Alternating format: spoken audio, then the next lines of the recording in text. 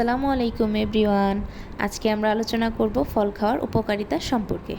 ১. পুষ্টির ভাণ্ডার। ফল প্রাকৃতিকভাবে ভিটামিন যেমন ভিটামিন সি, এ, খনিজ, অ্যান্টিঅক্সিডেন্ট ও পানি সরবরাহ করে। ২.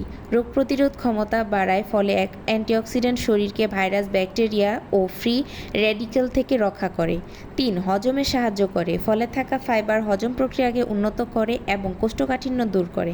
৪. ওজন নিয়ন্ত্রণে রাখে। ফল কম ক্যালোরিযুক্ত ও চর্বিযুক্ত হওয়ায় ওজন কমাতে সহায়ক। ৫. হৃদরোগ ও ডায়াবেটিস প্রতিরোধে সহায়ক। ফল কিছু রক্তে শর্করার মাত্রা নিয়ন্ত্রণে সাহায্য করে এবং কোলেস্টেরল কমায়। ৬. ত্বক ও চুল ভালো রাখে। ফলে থাকা ভিটামিন ও অ্যান্টিঅক্সিডেন্ট ত্বককে উজ্জ্বল করে ও চুল মজবুত করে। ৭. দেহকে হাইড্রেটেড রাখে। বেশিরভাগ ফলে উচ্চ জলীয় উপাদান থাকে যা দেহকে হাইড্রেটেড রাখে। ৮. মানসিক স্বাস্থ্যের উপকার করে। ফলে পুষ্টির মানকে চাঙ্গা করে এবং মানসিক চাপ কমায়। প্রতিদিন বিভিন্ন রঙের ও প্রকারের ফল খাওয়ার অভ্যাস করলে শরীর ও মন দুটোই থাকবে সুস্থ ও শক্তিশালী।